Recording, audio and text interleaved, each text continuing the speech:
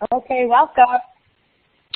So good evening, everyone, and welcome to OTF Connects. This is our last session of the 2016 fall session, and we have a great session tonight, and we have a great group of you here. Kindergarten teachers rock.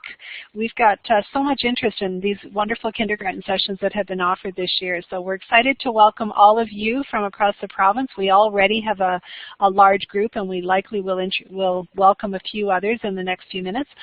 Tracy and Cheryl are also both from the Waterloo Board and have started presenting webinars for OTF Connects just this fall, but I know many of you know them from kindergarten networking sessions and so on, and I've known both of them for quite a while since I work here as well. So welcome, Tracy and Cheryl. I'm going to turn my mic off and let you get going with the session. Great. Thanks, Susan. So we're really excited to see everyone, I guess, in a different way again tonight. We're going to talk a little bit about play-based mathematics, which is a huge topic. So we've tried to break it down. We've tried to keep it really practical with some really good hands-on examples and ideas. And then we've tried to build in as much as possible some opportunities for you to share some of your thinking or ideas as well. So if you are able to keep up with the chat, great. But as you're going, if there's something that really stands out to you and you want to connect with us via Twitter, I'm going to share our Twitter names here in the chat. And then you can use the hashtag #ConnectingLearners, and that will collect all of the tweets as well as we go. So Cheryl and I have been teaching together for 5 years in kindergarten, and we've been very lucky to teach in the different contexts of both the core day and the extended day program. We've had lots of experience presenting and trying new things, and we like to share with others things that have really worked well for us and things that we've struggled through as well. So we've studied math a lot as a team within our school and then also as a partnership. So tonight we're going to share some of our reflections, some of our learning, and we're going to give an opportunity for you to kind of connect and share with us too. So as we all know, math does happen everywhere. So we've highlighted some of the main areas: outdoor learning, music and movement, during small group instruction, project work, focused learning, math play, read alouds, and then our main focus for tonight is going to be in play. So to get us started, and just because we know a few people might still be logging in, Susan's going to share a link. If you're not familiar with this resource, it's a really good one that ETFO has provided. It's called etfoplay.com, P-L-E-Y, and Susan's sharing the YouTube link, but there are other videos that are math-related on this site as well. So we wanted to start. It's just a short clip. So if you could click on that link and watch the video, and once you've come back, if you can just indicate that you're all done watching the video by putting the green check mark that Susan shared in the intro. So there's a little check mark box underneath your name. That way we'll know you're finished watching this first clip.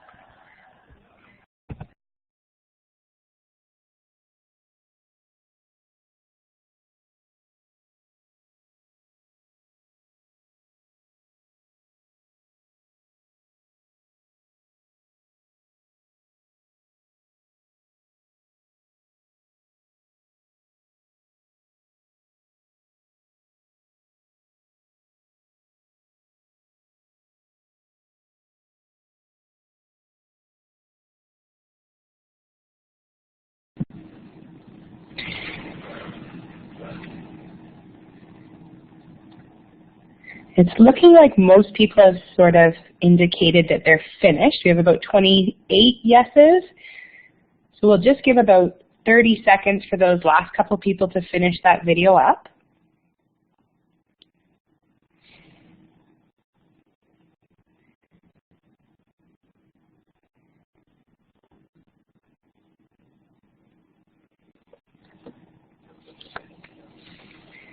Okay. So we think Doug Clements is fantastic in terms of research in early mathematics. And something that he said in that video really stood out to us, that was 50% of every incident in that play that these teachers observed had some mathematics as a part of it. And when Cheryl and I watched the children in play in our room, we noticed that there is a ton of mathematics that's happening in a lot of play. Now, the difference between that and our role is that we want to make sure that it's explicitly becoming, the kids are explicitly becoming aware of that mathematics in their play. So a great kind of little story, a couple of years ago, one of our students came up to us and said, you know, when are we going to learn how to do math? Maybe like when we go to grade 2? And Cheryl and I were a little taken aback and thought, uh-oh, please don't tell your family that. We do math every day. But because we hadn't had this defined mathematics time, it was so heavily embedded in their play, in the games, in their interaction, that we hadn't really clearly made it explicit to the children that what they were doing and learning and interacting with was mathematics. So our role as educators in the context of play is so important in ensuring that the children understand that math is happening in their play, that they're able to verbalize what math is happening in their play, and that they know that what they're doing is involved with mathematics. Now, of course, at a level that's developmentally appropriate and that makes sense for them, but that was just something that happened with us that we thought, oh boy, we have to make sure that what we're doing and saying supports those students in knowing that mathematics is a part of their play. And so before we move on, we thought we would get a quick read of the room and say, if you are teaching in a kindergarten context currently, if you could indicate that by putting a green check mark. And if you're in a different role, whether you be in a primary classroom, if you are perhaps in some kind of support role, if you could put an X. And then maybe in the chat you could share what role that is, what type of role you're in that you're not in K. Maybe you're just off, maybe you're teaching in a primary. That'll help us get an idea as to where people are. Great. So some grade 1, 2, 3, 4. Wow, that's a nice mix. So it's definitely not a heavily K group tonight, which is helpful to see for us too. Great. It's really nice to see some primary grades too, and exploring that, something that you're probably already naturally doing, but now thinking about how that looks in the context of play too. So it looks like we have about 25 or 26 people who are in K and about 15 or so, 16 that are in a different role, whether it be an OT or a primary classroom or some type of leadership role. So thinking about our own math learning, this is a quote that really stood out to us. It stated, the teacher's knowledge of mathematics and the skills that the teacher applies in the classroom have the greatest impact on students' learning. And after I read that quote, I was very aware that mathematics and literacy weren't necessarily my biggest strengths. I found a more comfort in personal social and problem solving with children. And all of a sudden we came back from the pumpkin patch and some of the kids had put some pumpkins on the overhead, and I sort of seen the pieces evolve here. And I knew in my gut lots of things were happening. And as I stood back, the great thing about the teaching team is that we really utilized each other. I think sometimes, especially in speaking from a kindergarten perspective, we definitely go to our partner and utilize each other's strengths, but I think it's the conversation that you have within your teaching team or whether your partnership in kindergarten, which really deepens that rich value in understanding the complexity of the mathematics that's actually unfolding in the classroom. And it wasn't until I documented exactly what I was saying and what the children were doing and then analyzing it together as a team where we really were deepening the children's next steps when I was then going back to approaching this specific situation. So something that we've done in our kindergarten team, because we started to find that every kindergarten classroom has their own things happening. There's not these units, there's not things that are always the same in each room. So to bring that commonality amongst our team, we started a kindergarten book club. And we've been doing it for about 6 years now as a whole team, ever since full day kindergarten rolled out. And each year we choose a focus as a team. So a couple of years ago, our focus was mathematics, and we chose this text, and it's called Learning and Teaching Early Math, the Learning Trajectories Approach. It's by Doug Clements and Julie Sarama, and it's an excellent text. If you're new to K or new to primary, this is going to be a really dense and overwhelming text, so I wouldn't recommend it if it's something that you're just sort of getting started with sorting through. But if you're looking for some concrete trajectories and examples of how counting progresses developmentally, this book is really detailed and it has some really great and rich examples. So we meet as a team once a month as a K team, and we talk about a chapter at a time. We dissected it, we brought practical examples from our classroom, and it gave this opportunity for us to collaborate and connect and share knowledge and to build knowledge with something in common. So that was a great text, and it's a good text if that's something that if you're ready for a little bit more depth in terms of understanding early mathematics and the way that it moves along. So they even take a whole chapter is on subitizing, for example, and they talk about from birth until about 12 years old, what does subitizing look like? So it's really helpful if you're trying to figure out what should these children developmentally, where should they sort of be, and where might they be going next, or where might they have come from? So another example from that video where he talks about bringing the math language out. I think the most important part here is that we want to be very conscious of our language in the context of play. Math happens all the time in play, but our language and our interactions are really what supports the children's understanding and development. So mathematical language is something that we find is so important to be a part of all play experiences. So as an educator, when we're sitting alongside a provocation like this, seemingly simple, bottles and some syringes and different types of, not different types, but water, we are talking about depth. We're talking about volume. We're talking about more. Is there less? We're talking about capacity and number sense, full or empty. So it's our role as educators to sort of build that language, especially if you have ELL students or if you have children who are still developing their language.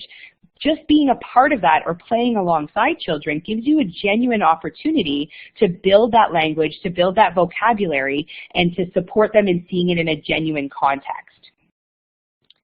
Sorry, Kelly, before we move on, our book club was done after school.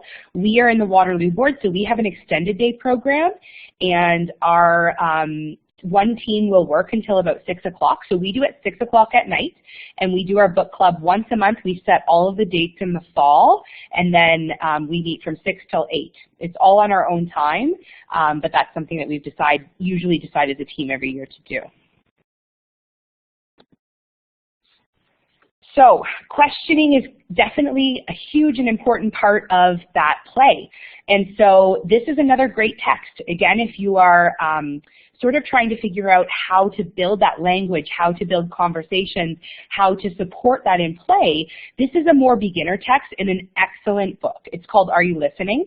And it reminds me of a time when once we went for a walk with the children, sort of unrelated to math, but we went for a walk and then we got back and the children were all buzzing about this bird's nest. And I said, well, why didn't you tell us? And they said, well, you didn't stop talking. And it kind of brought me back down and thought, oh boy, sometimes we have to slow down and we have to listen. And that quote, I never learn anything talking, I only learn when I ask questions. I think that helps to ground me. And daily I have to remind myself sometimes to be quiet in play and sometimes to listen, to jot down, to record my questions, to record myself, to record those conversations, and just to slow down in general. So this text really supported our thinking as we started that journey. And I think it does, with practice, it does become more natural and more genuine. And so to lighten things up, we've put in this next video, and I'm sure everyone will be able to relate to it. So we're going to have a little bit of laughter before we dive deep into some good open-ended questions. Again, once you come back from this short clip, it's only 2 minutes, just give us a green check.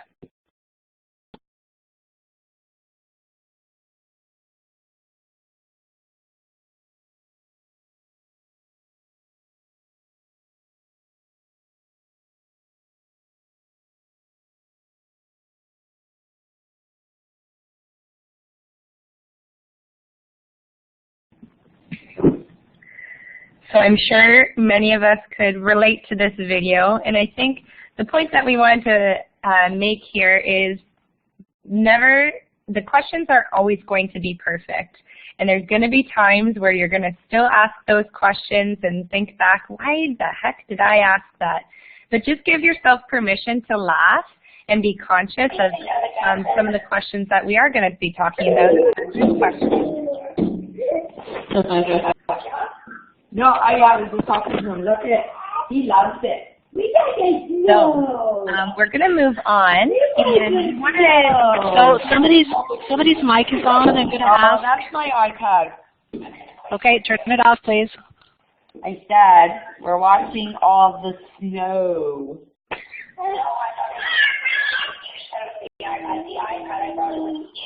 Wendy, can you turn off your microphone, please? Wendy, Part that has to be brushed off. Wendy, we hear everything. Crazy. I think I can turn her off. Just a minute. We're standing here, and he keeps knocking on the window, and I just can't believe the snow already. Because it wasn't. Okay.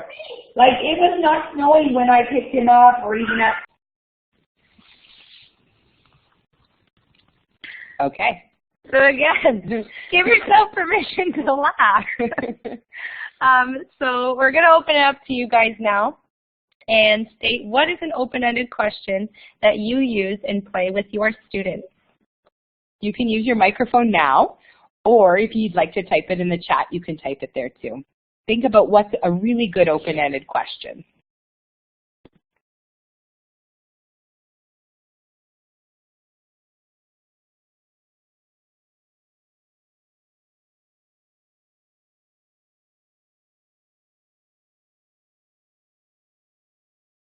What do you want me to notice? That's an interesting question.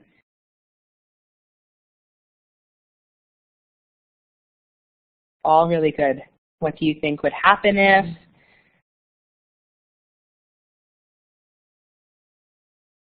How do you know is a great question too.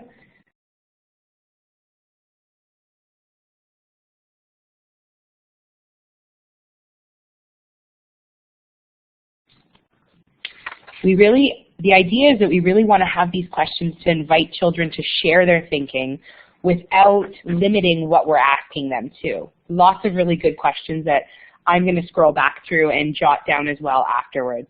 It's always helpful to have those thinking stems and questions, so all of these are really great examples because sometimes we get in a little bit of a rut too and we don't always ask the best questions. So essentially, we don't want to give the children the answer. If we already know the answer to the question, it's essentially not the best question. So we want to guide them towards their understanding by asking open-ended questions. Susan's going to provide a link with an article from Edutopia that has 5 great prompting questions on it. And these questions that you'll see in the article, Tracy and I put these on a lanyard. And when we were practicing getting better at questioning and documentation, we only allowed ourselves to have permission to use these 5 questions. And after we became comfortable, we no longer needed the lanyard. But when we were then meeting at the end of the day and talking about some of our documentation, because we had great effective questioning, the richness of what was happening in play was then being documented with a different lens, which was helping us in supporting some of the mathematics that we were seeing. That's a good point that Trisha's made in the chat too, is posting them somewhere in the classroom, especially if you have some bulletin boards that are up high that definitely are out of the children's sight lines. We don't want to clutter our wall too much with things that aren't for the children, but I've seen them in classrooms where they're up really high. That's great, Trisha, because then it is for the adults, or if you have visiting adults in the room, you can also make reference to that. You could have a lanyard that you could use for occasional teachers or volunteers or parent volunteers to support them in understanding those questions too.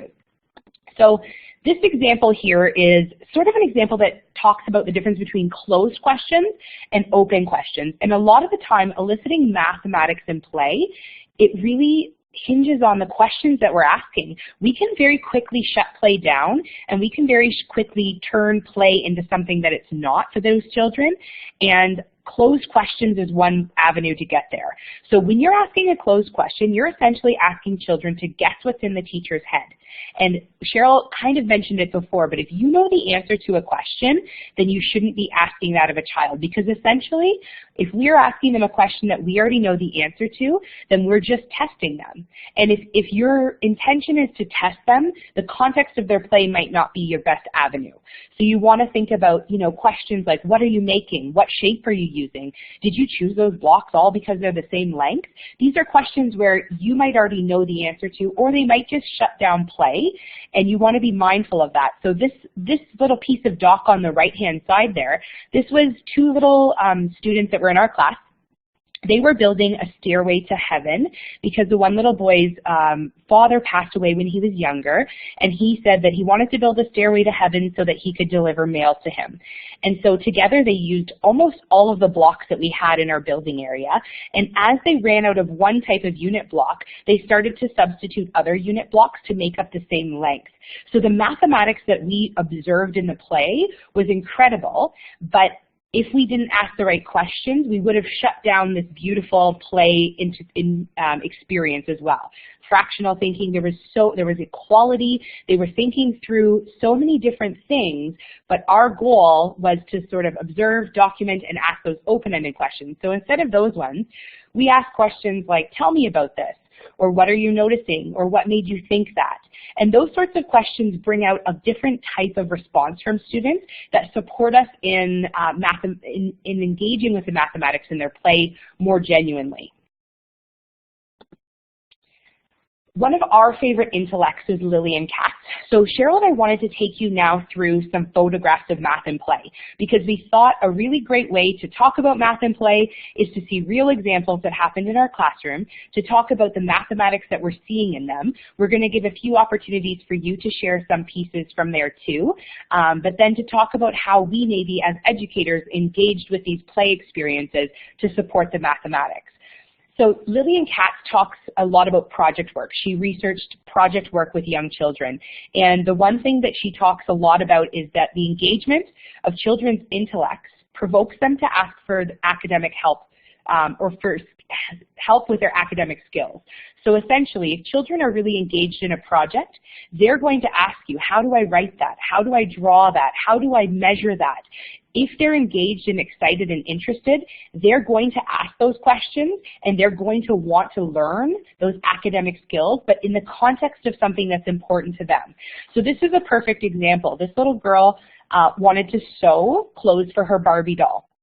And so she brought in her doll from home, and we had different scraps of fabric, and she measured the fabric, she measured the doll, she thought about how she was going to cut and trace and measure the material, and she learned a lot about measuring, a lot more than she would have in the context of some staged opportunity, because it was something that was important to her and because she needed that skill in order to do what she wanted to do. Another quote that we thought stood out from an article that we read was that math can be seamlessly integrated into children's ongoing play and activities, but this usually requires a knowledgeable adult who creates a supportive environment and provides challenges, suggestions, tasks, and language. So our role as educators is what makes the math come out of the play. It happens all the time. If you watch the play, there is mathematics happening all the time, but our role is to bring it to another level, and it's to make it more relevant and more evident for the children that are involved. In this example, this is a provocation that was sparked when we were musically singing 10 in the Bed. We often used this song during a transition for children to wash their hands, and as we sang the song, as the one person fell off the bed, they would go wash their hands. And the children were really engaged and were really enjoying this song. So as you can see on the table, we had some rack and racks. We have the bunk beds, and we had 5 on top, 5 on the bottom, and then the iPad was playing the song. So this was a great opportunity for the children to follow along with the song, and use the bears as a manipulative and also have the opportunity to use the Rec and Rack and the whiteboards as different forms to explain their thinking as well. So it brought out counting, number recognition, composing and decomposing, retell, and early addition and subtraction. A much more genuine way to use those bears as well. I think of even my experience when I was in school as a child, and to this day I still remember those bears only being used for color patterns, color or size patterns. So a lot better use of those materials in a different context as well. So outdoors, there's lots of opportunity for mathematics, and now as the winter's coming, we start to hear a lot of educators thinking about what can I do in the outdoors to support student learning. And sometimes I think we overthink the outdoors. We think we need the best and the newest and the most expensive materials, but in fact, we found the most success with the simplest things outdoors and the things that are just surrounding us. So last year, or a couple of years ago it was, we had these tree stumps in our front play space, and we brought out a big 2x4 board, and the children used it to measure all different things. They measured their own bodies, they measured different sound materials in nature, and when the winter came around, some of the children started making snowballs, and they placed the snowballs on either side of the board and to see if they would balance. So now they're exploring balance, they're exploring weight, we're able to embed some of that vocabulary into the play, you know, which one's heavier, which one's lighter. And especially when you have these children who are developing that language mathematically, it's a great opportunity in the context of their play to do that. And it was really interesting, the children started saying, well, what if we put 7 snowballs that are small on this side? Will it be as heavy as the big snowball on the other side? So they started to explore measurement in this really genuine context outdoors. In this example here, the child on the right didn't necessarily gravitate towards small group instruction within the classroom, but knowing some of his likes was the outdoor. He loved doing stuff that was gross motor and hands-on. We also knew he needed a lot of fine motor development. So outside, we invited him to come play hopscotch, and he made a connection with home in saying that his sister had played hopscotch at home. So we said, that's great. Why don't you help us design how it looks on the outside? So we started talking about the squares and how many sides and edges the squares had, and the curves with the circle at the top. So a lot of mathematical language already being embedded. We're also working on his fine motor, and then also number recognition and also the writing of it. So together we wrote the numerals of hopscotch, and then together we played along. Interestingly enough, the next couple days we saw another child start to draw with chalk on the tarmac as well. And as we engaged in conversation with her, she shared that she also wanted to play hopscotch. And when I was playing with the other child the previous day, she was just quietly observing. And it's interesting how sometimes those quietly observing children just scaffold some of their learning just by observing. So as I asked that question, oh, tell me more about your hopscotch, she said, well, I don't know how to write the numbers, but I know how to make numbers. So she used tally marks for her hopscotch. And I think that's the great thing about math in play is because it's in play, there's so many different entry points for different developmental levels. And Jessica, I like what you said in the chat there. You said, I guess as long as we can relate it to the big ideas, we can pull out the curriculum connections from the way children play. And I think you're absolutely bang on there. We often, as a team, notice that in the context of play, so much of the curriculum becomes uncovered. We like to say that we uncover the curriculum in the context of play rather than trying to cover it by checking them off.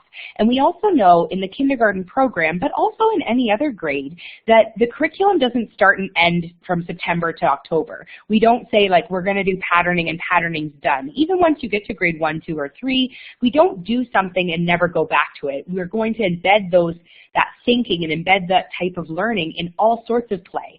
So we think a lot about uncovering the curriculum in the context of their play, and then we see those big ideas coming through in play, and then we might explore them in small group instruction or in our whole group, depending on what our students need. But I think that's a really good point that you put there, because we don't have a checklist and we don't say we're going to do patterning and patterning's finished now. We see what comes up naturally in play, and sometimes we have to spark it with provocations, but we see what comes up naturally and we engage with it in that way.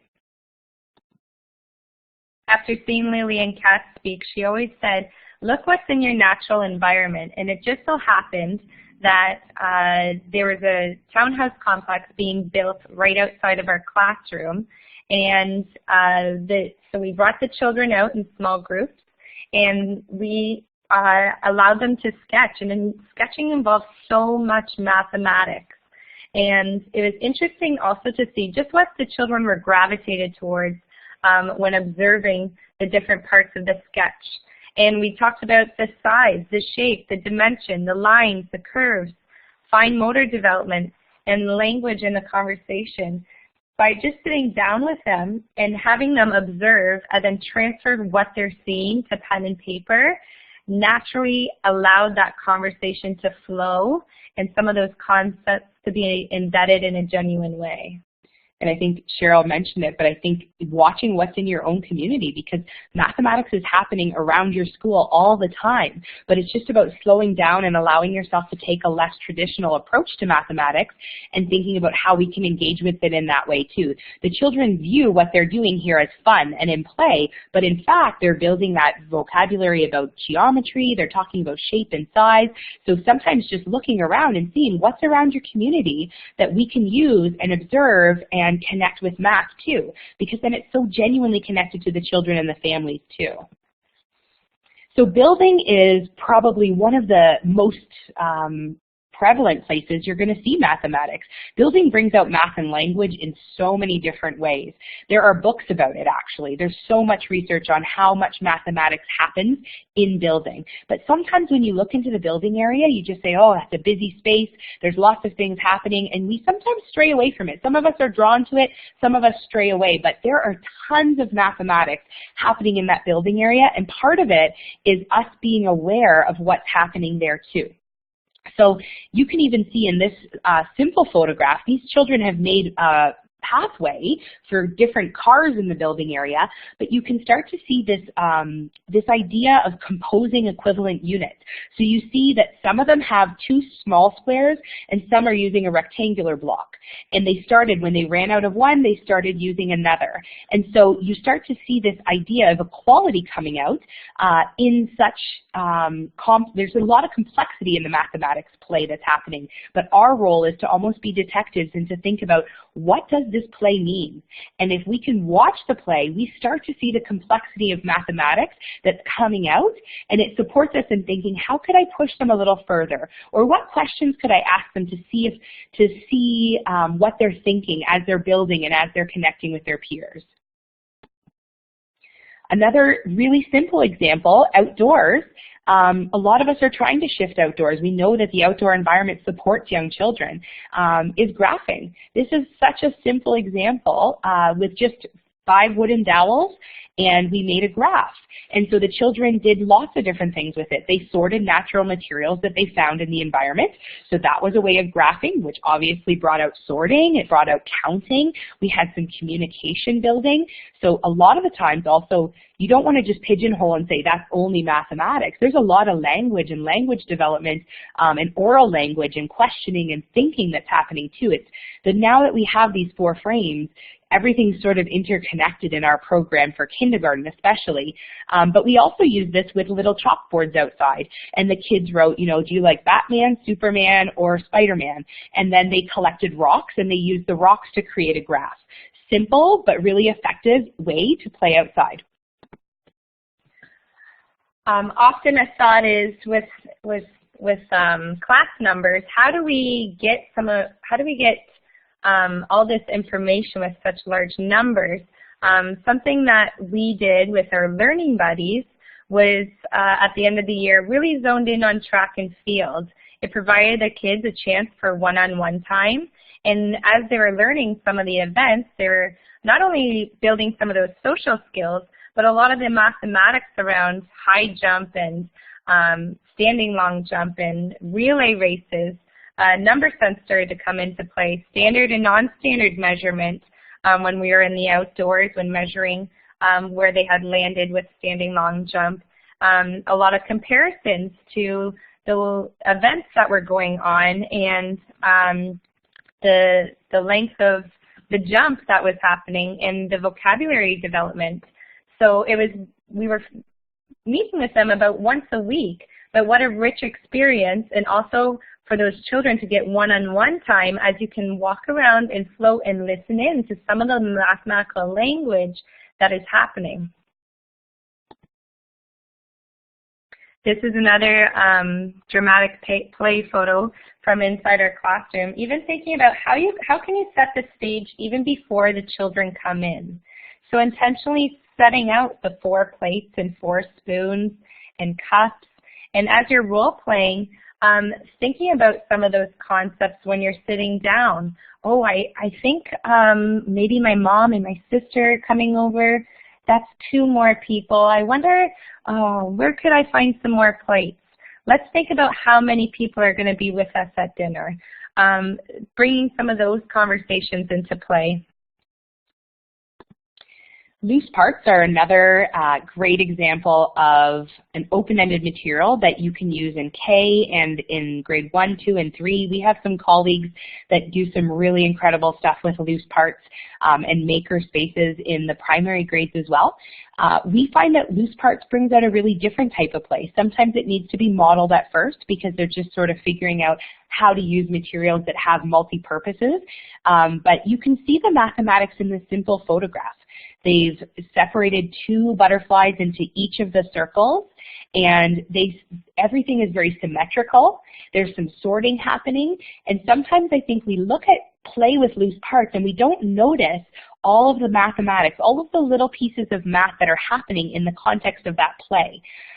So we wanted to take a minute for you guys to share with us some loose parts that you might use or incorporate in your classroom, and whether or not you want to share a short little sentence or so about how they've been used, that would be great too. But if you want to just in the chat, or if you want to turn your microphone on and share that too, what are some great loose parts that you use in your classroom that bring out that type of mathematics play?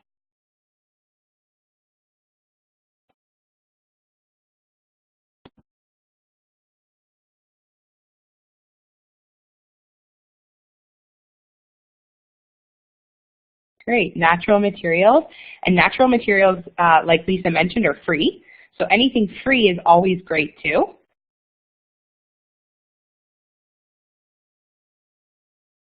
Bottle caps. We collect a lot of the water bottle lids from the students' lunches too. Marbles, that's great, Jess. I like Rose's point too of nuts and bolts and screws. That also might provide some fine motor support. Some children might be playing in terms of building that fine motor capacity too. Stones and shells. Catherine mentioned beads and jewels. There's something about that sparkle that the children are drawn to too.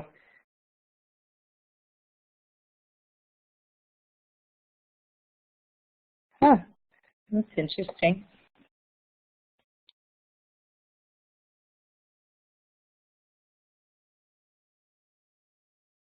Deanna, I think that Denise is referring to tree cookies are usually a tree branch that are cut into different circles. So you usually take like a longer log or branch and you just chop it so that they look like a cookie or a circle. Cups are a great loose part. You can have lots of stacking and patterning. Marker caps. All great ideas. We recently blogged about loose parts as well and shared some really interesting loose parts that we've been exploring. Great. And I think a lot of the materials that you've mentioned are often things of how you could even connect with families at home. Writing a simple letter saying, do you have any of these beautiful things, giving them a list of some of the items. It also helps create that bond with families and contributing in their learning too. So sometimes it's about those untraditional materials too. We had one of our EAs was celebrating Chinese New Year, and she brought in this game called Mahjong. And Cheryl and I were fascinated by the tiles, and we thought that they were just so beautiful. So we asked if we could borrow it, and the children explored it, and then we just kept watching. And one day we found it at Value Village for $9, and we were so excited because they're quite expensive at other stores where we found them to purchase.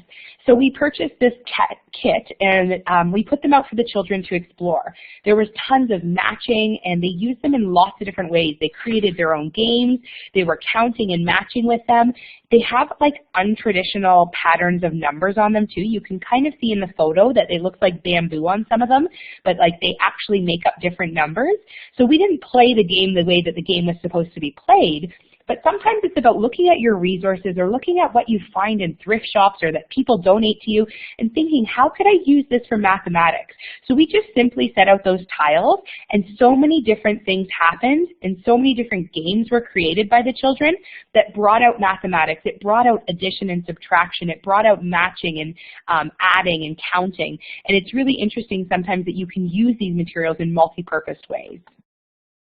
In our classroom, we were reading a lot of fairy tales, and so with the intention around that, we chose some rolling pins and some gingerbread cookie cutters.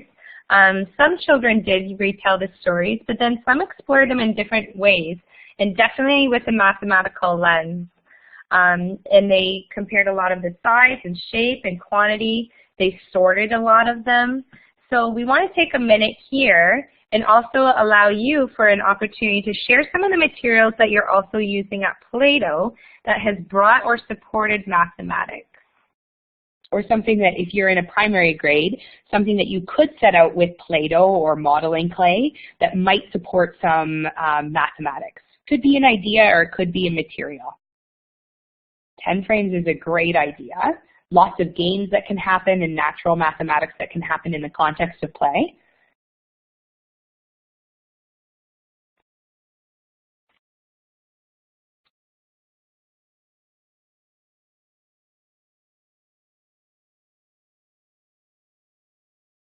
Sometimes just adding dice adds a whole other element to materials. Dice is such a great open-ended material that can bring out math in lots of different ways too. Our children once had dice and buttons at Play-Doh, and after reading Pete the Cat and the 4 Groovy Buttons, they made up their own Pete the Cat game.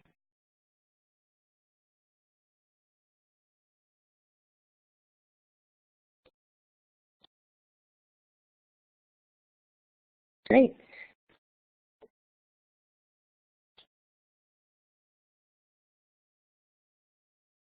Number tiles, different shapes are great too.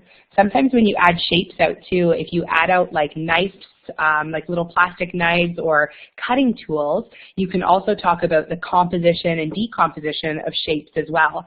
So we'll often take a square, and sometimes you're just sitting and playing alongside children and you might slice the square in half and say, wow, look what happened when I cut that square in half. What happened now? Now what shape is it? And I think as adults, it's so important for us to play and use the materials as well so that we can become familiar with the possibilities of how they can be used as well. So another great way in the context of play that we've seen mathematics, which I think isn't new, it's not a new idea, but is using board games. And this year more than ever, Cheryl and I have fallen in love with teaching new board games to the children, whether it be games that we've created or games that we found at garage sales or that have been donated. But, you know, for example, Hi-Ho Cheerio, great game. They're rolling, they're seeing the numbers, they're doing one-to-one correspondence. But beyond some of that simple mathematics that happen in the context and strategy that happen in the context of games, there's also that personal and social component of patience and listening and waiting for your turn and communicating with your peers. So there's a lot of strategy that happens in board games, which is related to mathematics. There's a lot of mathematics that happens, but then there's also that component of connecting with people and taking turns and listening to your peers. So I love board games, and I know Cheryl does too, because they really bring all sorts of areas of the curriculum together. And this year with our Learning Buddies, we've been spending some time learning new games and playing games in the context of Learning Buddies so that older students can scaffold the games for some of our children as well. So also going back to that outdoor environment, this is another example of hopscotch here. But again, think outside of the box of what else could it be used for. If some of your children are interested in superheroes, then maybe collecting some of those loose parts that you're finding outside, maybe acorns, leaves, pieces of grass, and putting them in each box with a number, and they have to complete all these missions to unlock a super key or a superhero or a superpower that they could use. So connecting some of their interests to also some of the things that might be on your pavement. We've also seen on Twitter that some schools have painted 10 frames and 5 frames on their tarmac. So if that's something your school is going to be looking into, those might be some great suggestions as well. Something common in play is that children will often create restaurants or like Tim Hortons, McDonald's. They'll create different play experiences. And then again, our role is to sometimes scaffold that play, that math that's happening in the context of that play. So our children this year are often make a McDonald's in the building area. And so we created a little menu. The children helped to write the menu. They wrote the numbers for how much things cost. We have these little metal washers that are a loose part you can see in the photo, and the children use that as money often. They also had these gift cards that someone donated from McDonald's that they used as credit cards. But what we did is, and we didn't do it every time, I think that's an important point. In play, you don't want to push pieces every time. So sometimes when the children were ordering, I would support the cashier in helping to add it up. Okay, they want a burger, that's $5, and a McMuffin, that's $1. So how much is that going to cost altogether? Sometimes they just made up numbers, and that's okay too. It was a part of their play. If I asked them to add it up every time, they probably all would have left McDonald's because it would have been too boring. But once in a while, I would step in and support them in adding it up, and some of them who were more skilled and developmentally ready were able to do it more often. But we used calculators, we used the metal washers to help us add it, and it was a really great way because they wanted to do it. They wanted to add up how much the customer's meal would cost. So sometimes it's about watching play for those dramatic play experiences and thinking about when can I jump in a little bit, but when should I just step back and allow the mathematics to just happen too? Because if I stopped, like I said, if I stopped it every time, they probably wouldn't want to play that anymore. But once in a while, we would jump in and sort of support them in practicing that skill in the context of their play. In our classroom, we do occasionally allow home toys in if there's an intention and purpose behind it. A lot of our kids were interested in superheroes, and one of the children wanted to play alongside them. They were sketching some of their superheroes that they brought in, but they didn't have one from home, so we thought about what other materials could we use in the classroom, and that's when we came across the snap cubes. And we thought about the different colors that we could use, and then as we started creating them, it was very interesting. The home toys weren't brought in as much, and the kids were naturally starting to become more gravitated towards snap cubes. And this student in particular was always being asked, how do I make that, how do I make that, how do I make that? And he was very patient, but over time he was starting to get a little daunted with the question. So we encouraged him to share his thinking possibly with others so that when he's not there to support the students in learning how to make it, they could have a material to use to help them.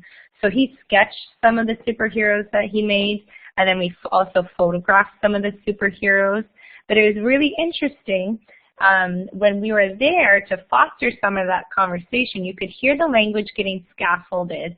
Well, on Batman, you have to have one black on top and one yellow on the bottom when you're making the side. And they have to be on the same on each side. That means it's symmetrical. So we were starting to hear a lot of that language come out as we were playing alongside them in fostering that language.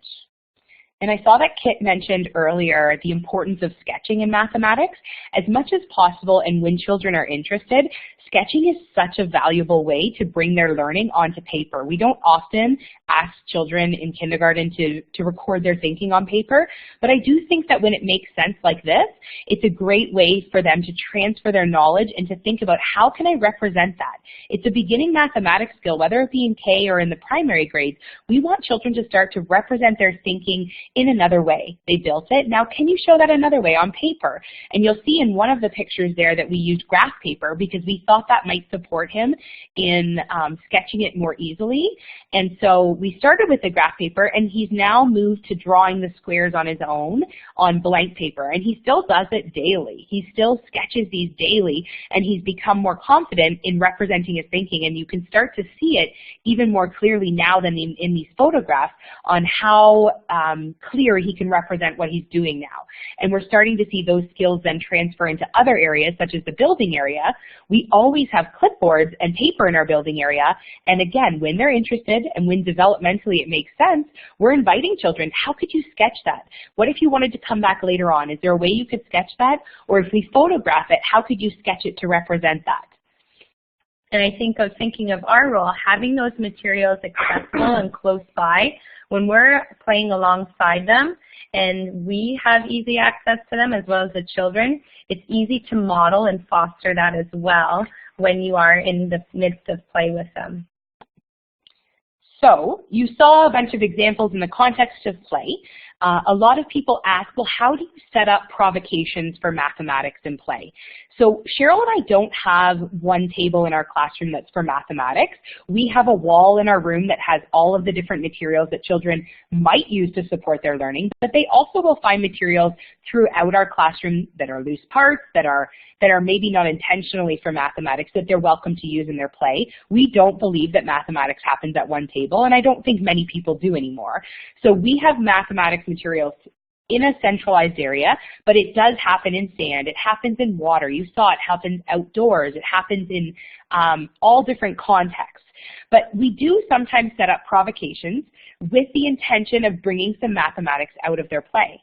So the word provocation can sometimes be intimidating, but essentially it's just an invitation to explore and learn with materials. And so we always go with the philosophy of less is more. We always have less out in our room as well, because when they have less but more intentionally selected materials, we find that their play is deeper and we're able to sustain it more. When there's too many things out or too many materials as a part of a provocation, the children and educators can be easily overwhelmed. So when learning about provocations ourselves, we came across this text. It's a great text, also very inexpensive if you're wanting to look more into it. But as we go through these next three photos, it defines the three different ways of how you could put out a provocation. So the first type of provocation that they talk about in that text is a direct prompt. So I guess to backtrack a little bit, when you're setting out provocations, you don't want to have all of one type. You want to have a variety of provocations. Sometimes it's just going to be something very simple.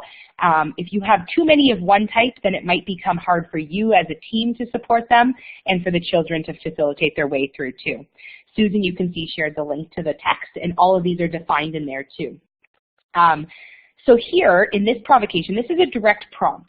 And so this would have been set out, and we sometimes will write the prompt. You'll see a lot on Instagram and Facebook that a lot of educators will write the question that they're wanting. We find a lot of the time in our classroom, our children aren't able to read it. It depends on what you're teaching in your environment. We have a lot of ELL learners, so we try and verbalize the prompt. So we might say, can you make a number? And we invite the children to try and make different numbers. Very simple. It is a guided provocation because we are asking them to do that. Will they do other things? Of course. They might play with the materials in different ways, but we are directly asking them to build a number. So that's an example of a direct prompt. Here is an example of how we implied the prompt by putting magnetic numbers in the dominoes on the table. So intentionally setting it out to spark some curiosity and to invite them into that learning space.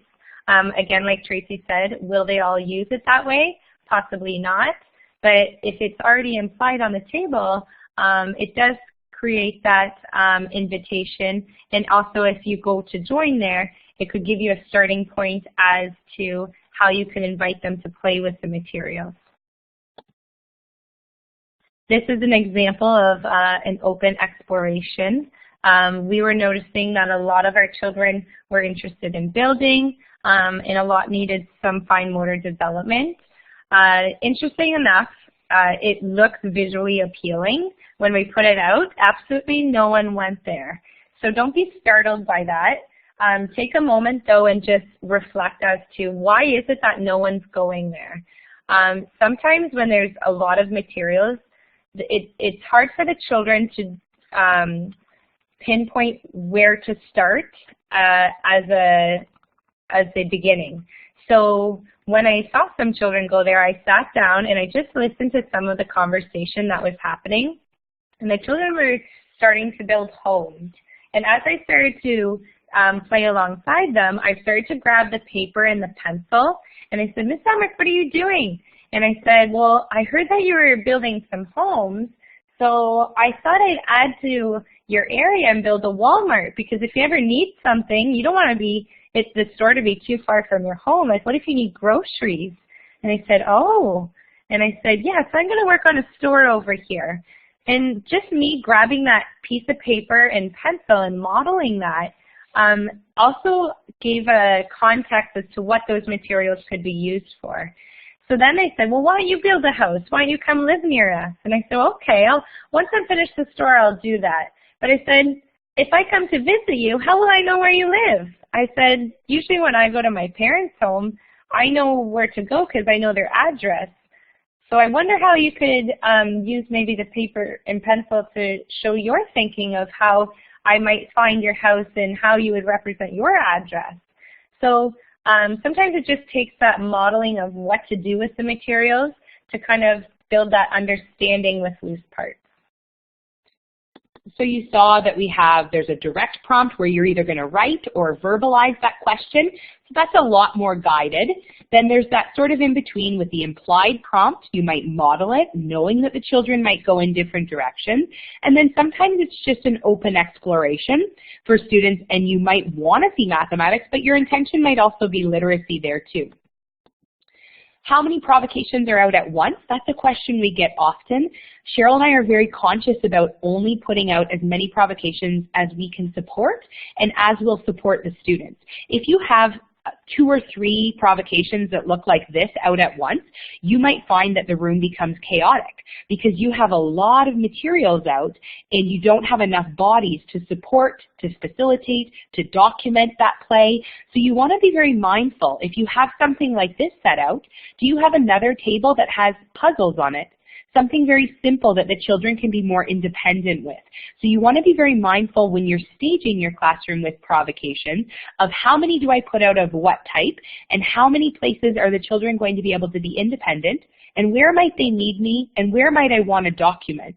Because you can't be, especially for all those educators in the room that are in a primary grade, you know you're on your own a lot of the time. You can't be everywhere at once.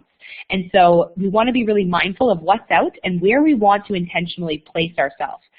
Sometimes it's also, we don't change our provocations every Friday. So every Friday we don't say, okay, what learning centers will we have next week? They just evolve really naturally for us. Part of that's because we've been working together for 5 years for sure. But the other part of it is that we find that imagine you walked into your home and someone completely rearranged your kitchen every Monday morning. You don't know where your cups are, you don't know where your spoons went. That's really disorienting for a person. And imagine a child walking in every Monday and having a completely different set of centers or materials, and things are all rearranged. So we try and really slowly evolve and change our provocations to really support students in being successful, in feeling comfortable, and in self-regulating in the classroom as well.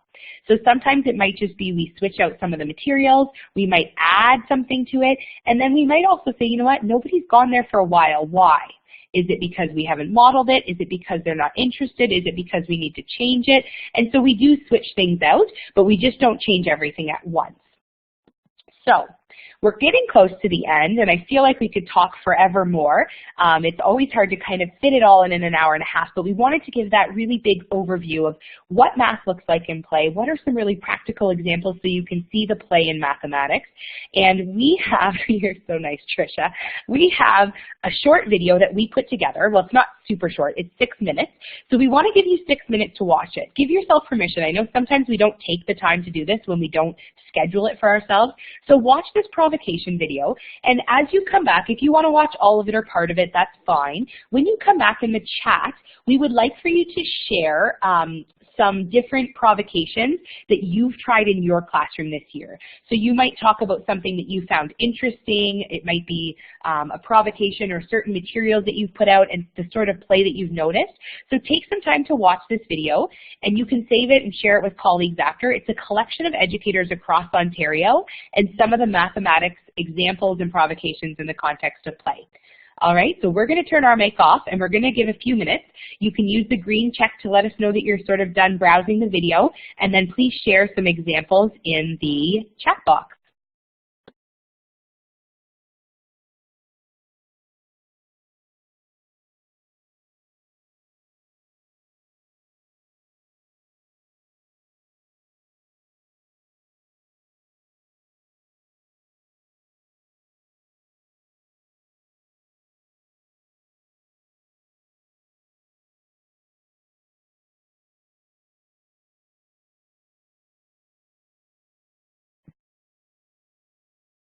We're going to give it maybe a minute or two more. I see a few people have wrapped up.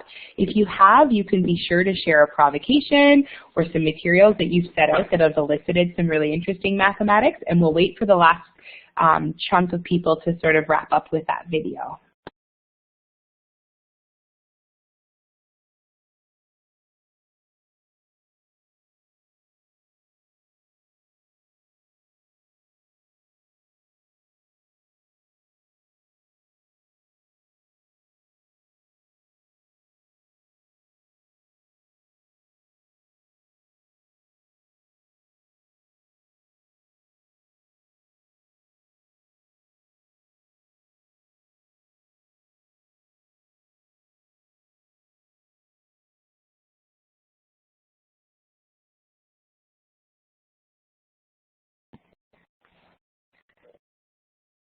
That's a great idea for the light table, Allison, just having clear egg cartons to use. Those are great in lots of different ways, whether they be on a light table or just as a provocation too.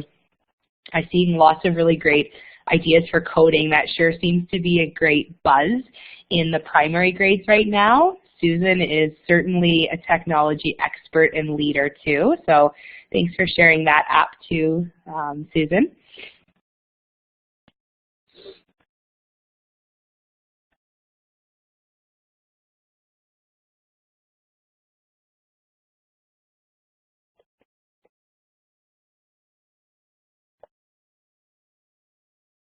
Dash and dot robots, an obstacle course. I like, Kate, that you had an obstacle course.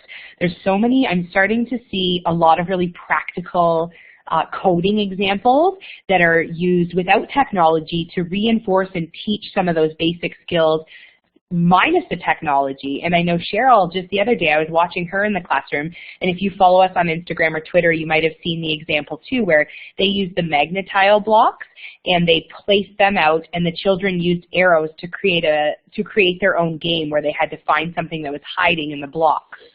And I love the idea of the obstacle course.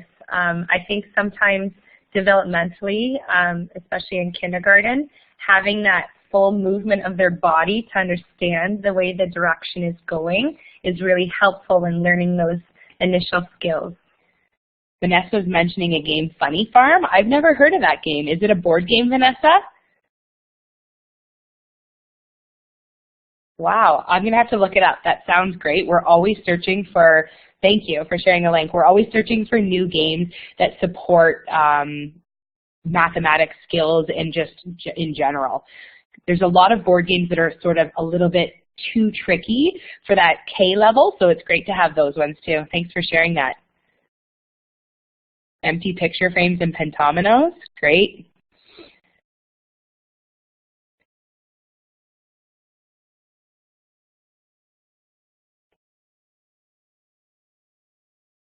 Good.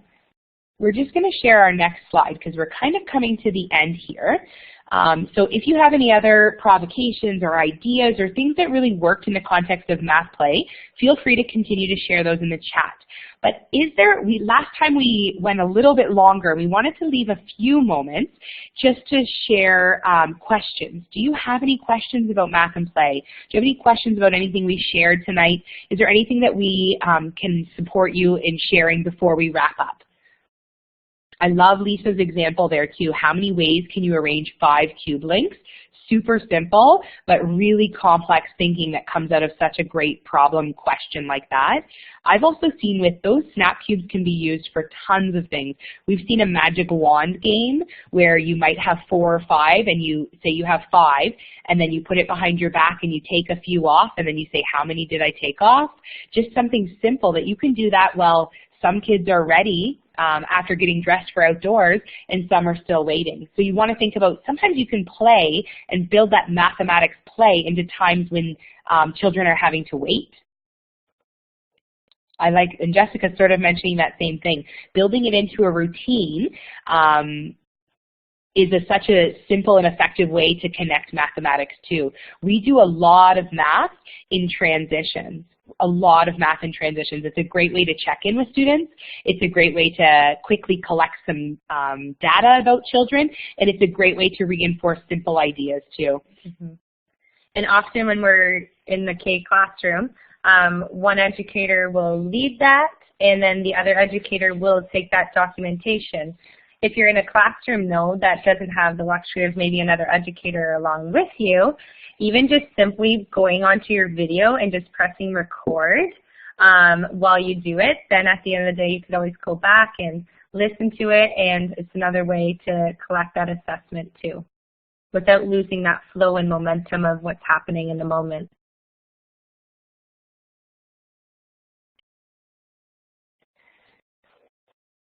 All right, last call for questions. If you have any other questions, please let us know. If not, we're going to turn it over to Susan and start to wrap up. Okay, well, I have a few little things. There's a question there, so you can take over the chat, and I can do a few of my last-minute things. I have a few links to share with you just in terms of OTF administration. So before I do that, I just would really like to thank Tracy and Cheryl. A really solid session. The two of you, I read in the chat, you make such a great team. You really do complement one another well. There's such a great back and forth, and just wonderful resources. And you totally know that you're doing all these things in your classroom, and it all comes from a place of such authentic teaching experience. So thank you so much for a great session again. And to all of you as well, this has been a big group. We had over 50 in the session, which is one of the largest of the OTF Connect sessions that we've all moderated this year. And you've been very active in the chat. There's been a lot of questions and affirmations and sharing and connections, and look at all those thank yous. Really, just fantastic. So I'm going to move ahead, but I'm going to stop the recording before I do this, and then I'll do my final little push for some feedback. So thank you, everyone. Great night.